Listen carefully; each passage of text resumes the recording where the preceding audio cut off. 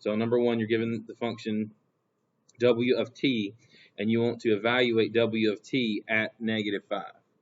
So what I'm going to do is, for w of -5, I'm going to input -5 in for t. So this would be -3 times -5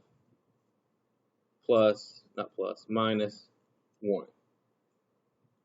And now you simplify. -3 times -5 is positive 15. Carry the minus 1. 15 minus 1 is 14. So then w of -5 equals 14. Goal number 2, I need to evaluate g of t at -10. So g of -10 equals, parentheses, -10 squared minus 5 times -10. And again, notice that since I have two t's, I have to put -10 in twice, right in the place of those. So anything squared will end up being positive. So then -10 times -10 is positive 100. -5 times -10 is positive 50. And then 100 plus 50 is 150. Okay. So here's the first question. Is this a function, yes or no? The answer to that question is yes. This is a function because it passes the vertical line test, which means that every x has a unique y, and there's no double outputs on a specific x. So the answer to that question is yes. So circle x, mark out no.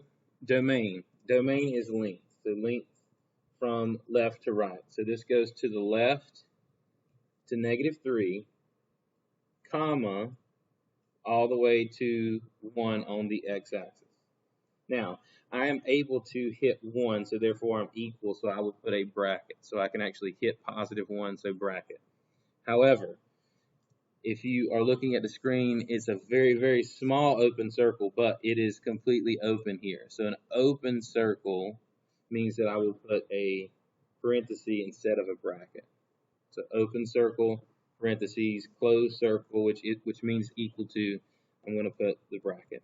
So domain lengthwise. Now I'm going to look at height-wise. So what is the height? It goes down to -4, and it goes up on the y-axis to 0. Okay?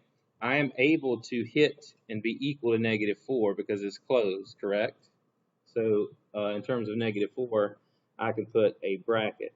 Now here's a tricky situation with 0. So as I go up to 0, it hits at this point, and it doesn't hit at this open circle here. But since this circle is closed, at 0, I'm able to say that 0 is inclusive only because it hits here. Now, if it was underneath, I would take this, but since I have two inputs here, or two outputs because it's the range, then I would take the one that's closed to have priority. So, our goal here is to find two answers. An answer that is positive, and an answer that is negative that solidifies this question and answers it to make sure the statement is true. So, first step always. I can't divide 6 here because 6 is trapped inside of the absolute value bars. So this is where I split it into two different things. So the first one, by far the easiest, is you take it exactly the same way you see it, and you just drop the absolute value bars down. Let's go ahead and solve this one because it's not that bad. So I need to divide by 6, and then my first answer is k equals 5.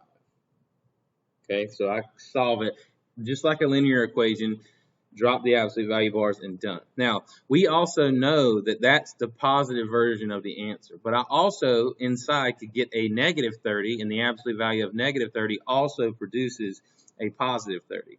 So now, split, I'm going to say keep it exactly the same way. So 6k, but this time I'm also going to set it equal to negative 30, because if negative 30 was also inside of the absolute value bars, then it would still work and produce 30.